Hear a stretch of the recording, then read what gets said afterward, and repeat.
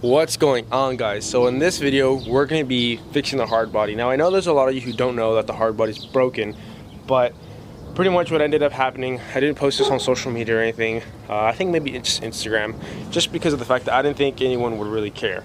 But my diff broke. I broke a few teeth off the main gear, and I was just trying to get a new ring and pinion, but I couldn't find a ring and pinion. Like, nobody wants to sell it to me.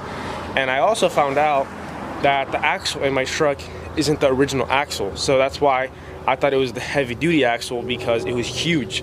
So what I'm thinking is this truck right here has a rear axle from a V6 Frontier, and that's why it's so big and beefy. And I just got that welded again like last week, but I was driving it and you could still hear there's obviously teeth missing. I just wanted to put it in just to kind of drive it up and down my street, and if I needed to move it or needed to do something with it, it'll still kind of run. So right now, if I wanted to, I can drive it and everything.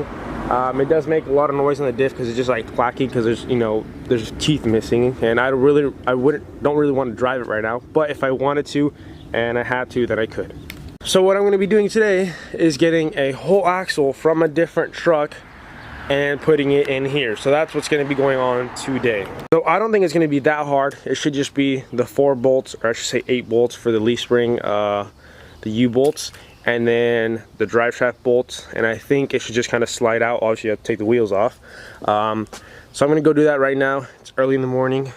You guys probably can't tell, but I'm going to go do that. And then the drive shaft is probably not going to work because the truck that I'm taking it off of is an automatic and this is a manual.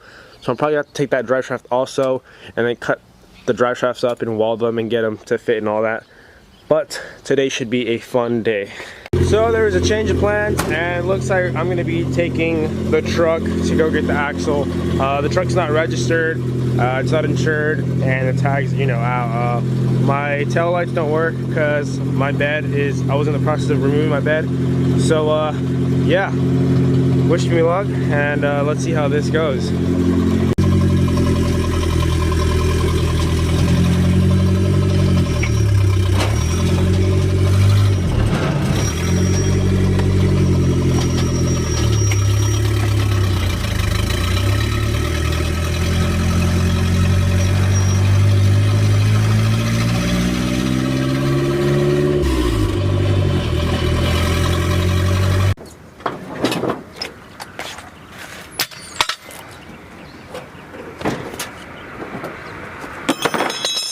Since I don't want to carry the drag through all this, I have to pull it.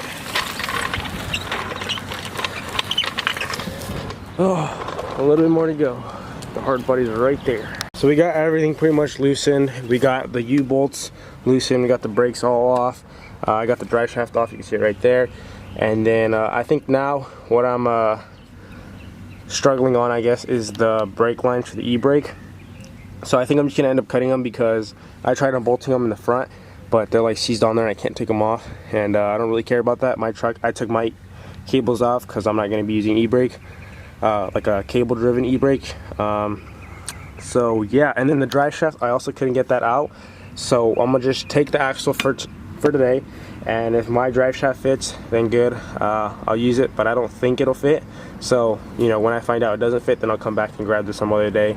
I just mainly want to get the axle today. Alright guys, so I got the diff home. This is an actual heavy duty diff. The one that is in my truck, I think I already told you guys, is from like a Frontier. So I'll probably take that off tonight. And then yeah, this is probably going to take the whole weekend to do, just because I want to take everything little by little. And then the drive shaft, doing a custom drive shaft, is probably going to take a while. But we got the diff out, it's here. So now I just got to take this one out, take the bed off, and then make the custom drive shaft. And I think we should be ready. Oh, and then weld that one also, because that's a stock open diff. Alright guys, so I just cut the bed off. It's right there, obviously. The main reason I did that is just because it makes everything so much easier. So you could just see like the bolts right here. You could just take off the drive shaft bolts right there. I know I struggled taking the drive shaft bolts out of this axle, but I just quickly measured everything from the center of the axle housing to right here where the drive shaft bolts up, and it's, I believe, like 11 inches and a half. And then I also measured from, you know, the bolt pattern, I guess you can say, for the transmission, and it seems to be the same.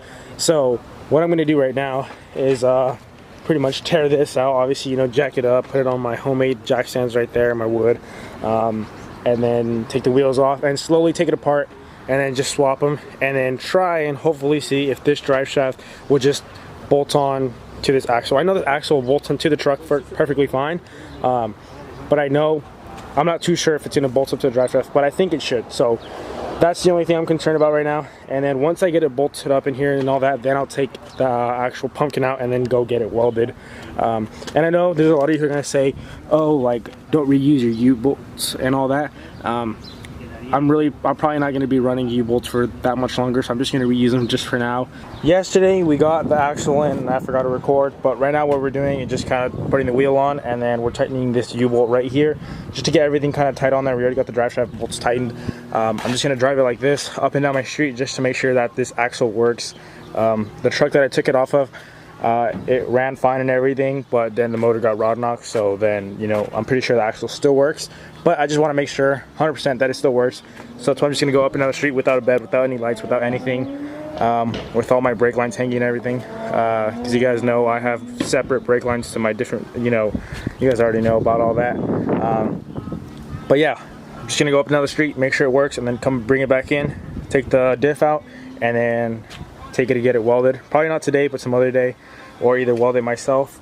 But I don't have any welding wire right now, so whatever I do first, then I'll end up doing that. So we just came back from taking a test drive. I did a few burnouts, and I think just one of them, it was a one tire fire, and the rest were all with both tires. So I don't know if there's an LSD in there or what, or maybe just since there's no bed on there, it's easier to spin both. But there was no clunking noises. The axle swap was so far successfully done. Also, I forgot to mention, the drive shafts are the exact same, so I didn't have to cut and re-weld or do anything. It's just a direct bolt in. But yeah, now we're in the process of, well, I'm just recording right now, but of getting the diff out. So I think it's like 10 bolts around it. You got to pull the axles out. It's these 4 bolts right here. They should be connected right here. And I never hooked up my brake lines because I knew I was gonna have to do this right now. So got this off, got that one off. You just pretty much pull it out just to pull the axles out of the diff. And then we got the drive shaft off. Now we're gonna take that off, and then one of these days I'm gonna go take it to get it welded, and then we'll throw it back on, do everything, bleed all the brakes, put the bed back on. All right guys, so we got the axle in, it's all bolted in, everything is good to go. I got the diff in there, everything's tight. Now I just need to bleed the brakes, but Corey's gonna get me some brake fluid for the hydro. I don't really need the hydro right now, but while I'm here, I'm just gonna bleed it while the bed's off. It makes everything a lot easier. And then I think once that's all done, this will be set, and then we can throw the bed on. But I'm probably not gonna do that today, but we're probably gonna go rip it and see what this welded diff can do.